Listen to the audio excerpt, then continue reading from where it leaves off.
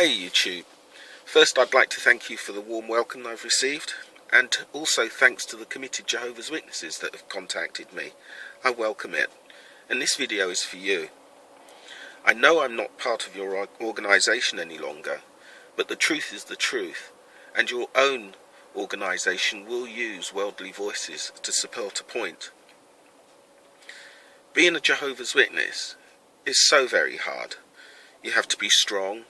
You have to be able to get over ridicule, rejection. There's so many tests to your faith. You have to have so much determination and be devoted and so hard working. And these are fine qualities, very fine qualities. You door knock in order to bring life to the householder. But when you knock on the door, you're not just helping the householder. You're helping yourself. Door knocking is the price of admission into paradise. It's what pays your debt with Jehovah. Another price you pay is being separate from the world, and again your fine qualities are tested. But Jesus said, "There's no way to God but through me." He told the parable of the slave who hid his single talent, and that slave was punished. Jesus said, "Feed the widow, protect the orphan." But how can you feed the widow and protect the orphan if you're not in the world to do so? I was told by a committed Jehovah's Witness that I loved the world and was a hypocrite in my apostasy. And the world does indeed have some really awful problems. But I don't love the problems. Apostates don't love the problems of the world. We just try to get by and enjoy the moments of joy that life brings. We hurt no one. We're just people saddened by losing you, the ones we love. You have to be so strong to be a Jehovah's Witness, because I know you miss us too. But there are better ways to show your strength and your energy. Have you not thought about how God would make a miracle for his slave on earth if they were genuinely the real organisation? And can you really pay God? Does God need your time? Does God need your money? Or do men need your time and money?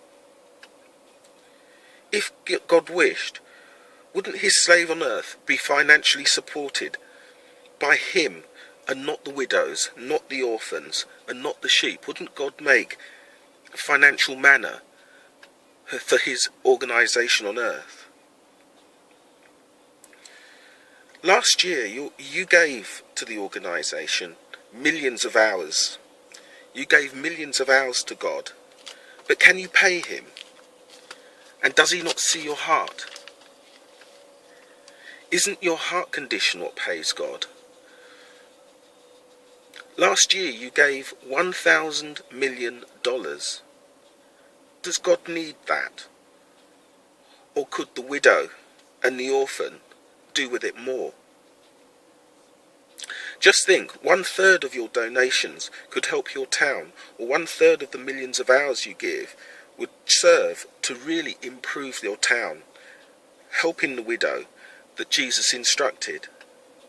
You could use your strength to earn a smile and love from humans who need your strength. Yes, the world can be dark, but there is much we can do together. Instead of sitting back with your arms folded, use your strength to practically help the world that concerns you so much, because half the world's work's already been done. Yep, half the work has already been done. Just a few hundred years ago, our ancestors died, old people in their 30s, and lived in fear of wild animals.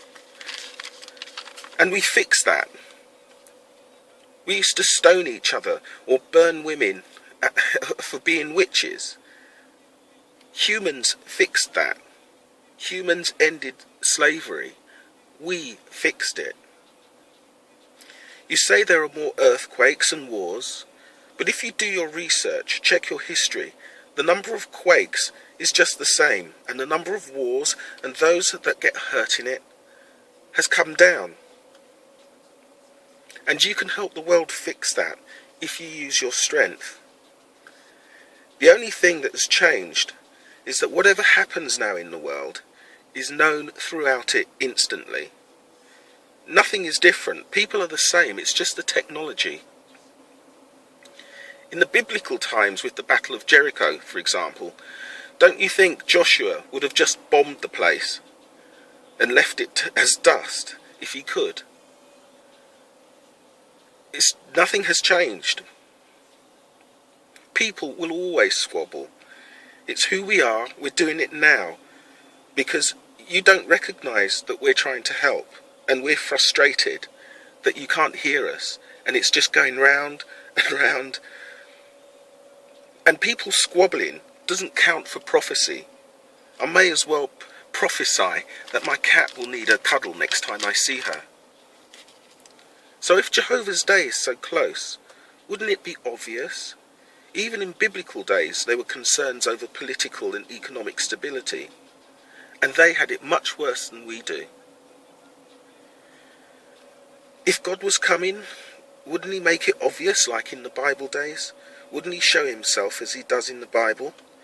Wouldn't he make your eternal life dependent on more than answering doors to strangers, carrying junk mail? I love people, and there is much beauty in the world.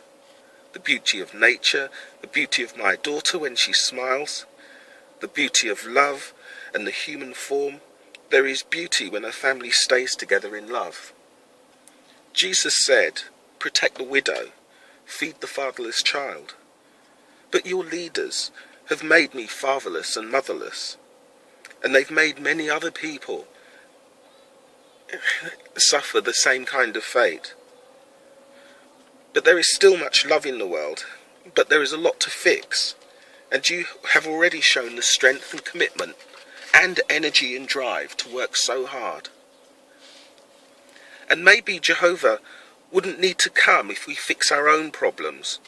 If we can make a paradise earth here, ourselves, for our grandchildren to enjoy.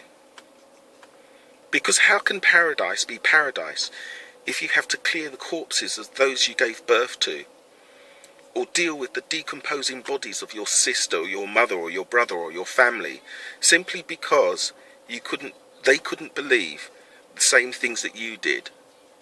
Is that really paradise?